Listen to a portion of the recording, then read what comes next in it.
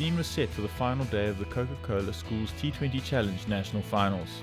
Following 2 days of exciting T20 cricket, on the morning of day 3 it came down to a shootout between Grey College and Waterkloof for a place in the final against an unbeaten Stithians team.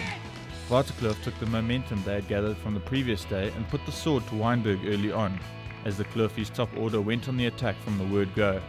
Evan Jones and Willie Luddick were particularly impressive and built a quick-fire 84-run partnership.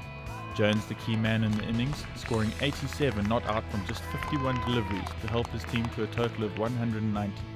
Wynberg's innings never really got going as the Waterkloof bowlers continued the attacking frame of mind demonstrated by their batsmen. Wynberg eventually bundled out for just 63 runs to guarantee Waterkloof a place in the afternoon's final. Yeah, it was a tense build-up to the game, losing in the first match against Stithians, but we backed ourselves 100% to get in the final, and I think we set our game plans for the final and we're all ready. Grey College found themselves up against the unbeaten St. Stithians team, brimming with confidence, and were put to the test.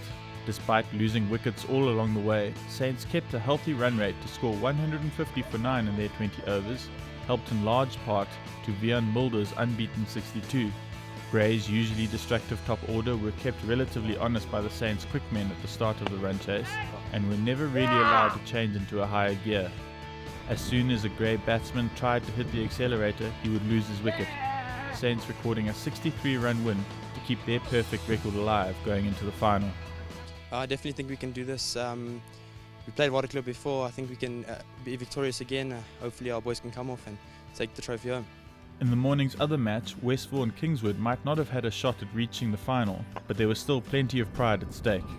Westville were still in search of their first win at the event and looked to be well on course to rectify their winless record as opening batsman Alex Whitelaw took control of the match with a terrific 108 runs coming off just 58 balls.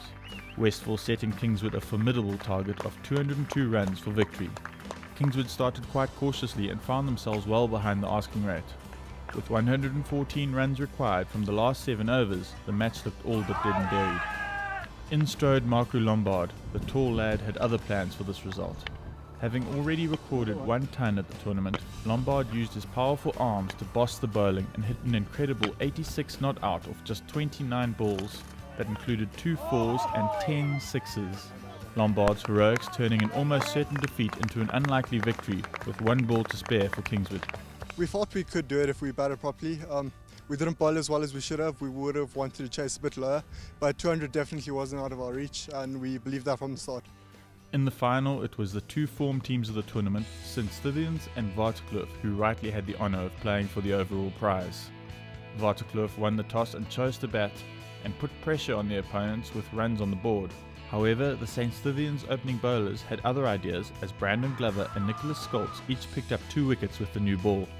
At 23 for 5, Waterkloof were in massive trouble and were never allowed to recover by the Saints bowlers, who applied enormous pressure without any respite. Waterkloof eventually battling their way up to 75 all out. Despite chasing a low total, St. Stithians didn't get carried away and built a platform up front to launch from. There was a glimmer of hope for Waterkloof when Hunter Blanche dismissed Ryan Rickleton.